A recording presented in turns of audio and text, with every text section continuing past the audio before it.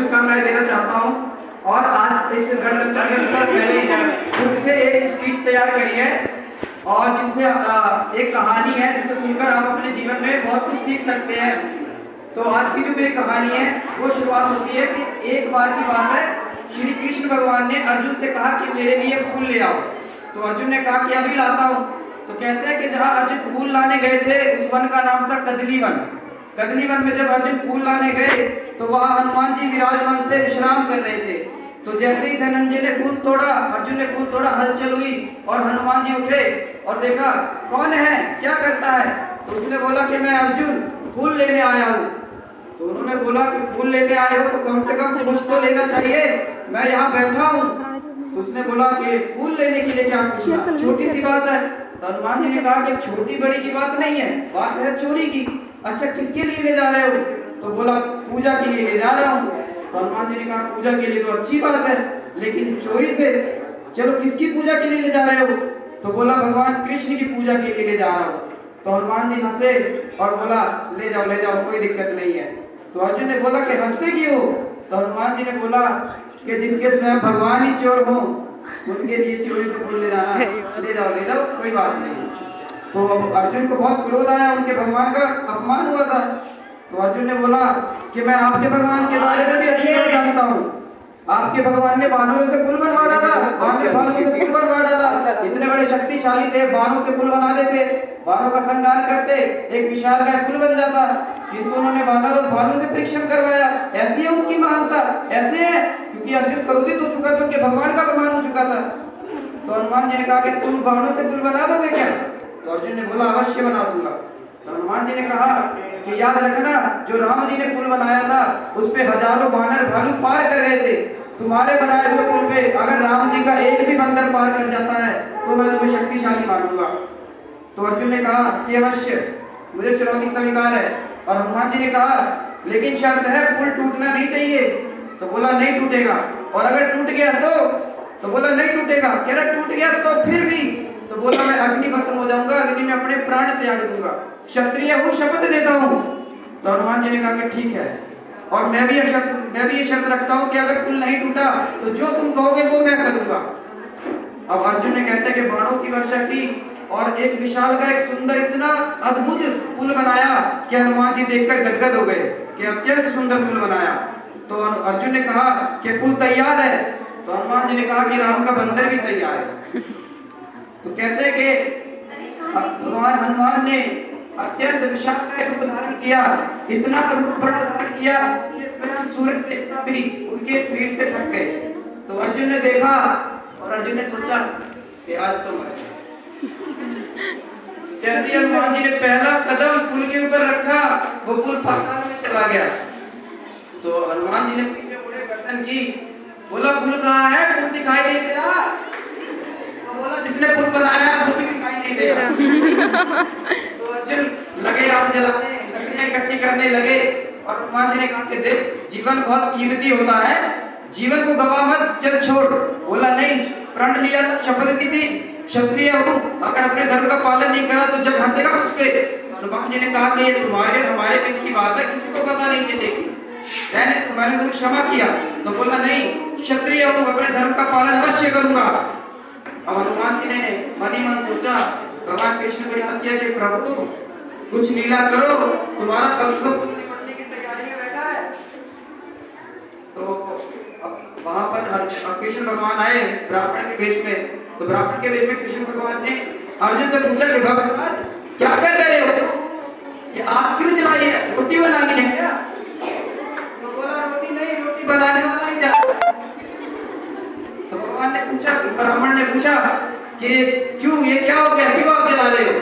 तो बताया कि ऐसी शर्त लगाई थी और मैं हार गया और अपना अग्नि भस्म होने जा रहा हूँ। अब आप ही बताइए, ये मुझे रोक रहे हैं मेरा धर्म करने से, आप ही बताइए क्षत्रिय को धर्म करना चाहिए नहीं करना चाहिए अपने धर्म का पालन? अब ब्राह्मण कैसे मना कर देते? तो ब्राह्मण ने कहा कि अवश्य करना चाहिए और अति शीघ्र करना चाहिए। अब हनुमान जी ने सोचा प्रभु आप तो बचाने आए थे, किंतु आपकी बातों से लग रहा है कि आप 2 मिनट पहले ही निपटा के जाओगे। अभी तो ये रुकता 2-3 मिनट आगे जल्दी, लेकिन आपके वचनों से तो मुझे लग रहा है ये पहले ही छूटेगा। तो ब्राह्मण देवता ने कहा कि अग्नि भस्म हो जाना कोई दिक्कत नहीं है, किंतु मेरे प्रश्न का उत्तर दे जाओ, जब तुमने शर्त लगाई थी तो तुम्हारे और हनुमान के अलावा कोई था क्या यहाँ पे? तो उन्होंने बोला कि कोई नहीं था। तो बोला जब कोई नहीं था तो तुमने शर्त लगाई और तुम ही हारे, अब तुमने इस बात का निर्णय कैसे कर लिया? जब दो पक्षों में शर्त लगती है तो तीसरा एक निर्णायक होता है, उस बात का निर्णय करता है कि ये बात सही है या गलत है। अर्जुन ने सोचा, अर्जुन ने कहा कि इसका निवारण क्या है? तो ब्राह्मण ने कहा क्या तुम दोबारा पुल बना सकते हो? मैं बताऊंगा, अगर पुल टूटेगा तो किसकी सजा मिलेगी और पुल नहीं टूटेगा तो किसको सजा मिलेगी। तो अर्जुन बोला अवश्य मैं दोबारा पुल बनाने के लिए सामर्थ्य हूं, मैं दोबारा पुल बना दूंगा। हनुमान जी से पूछा गया कि हनुमान जी तैयार हो? तो बोला मैं भी तैयार हूं। तो कहते हैं कि फिर से अर्जुन ने बाणों की वर्षा की, फिर से एक अत्यंत विशालकाय पुल बनाया और हनुमान जी का ने फिर से अपना रूप धारण किया। अब ब्राह्मण के वेश में कृष्ण जी ने भी देखा कि फिर से लिया और सोचा कि ये तो फिर से गया।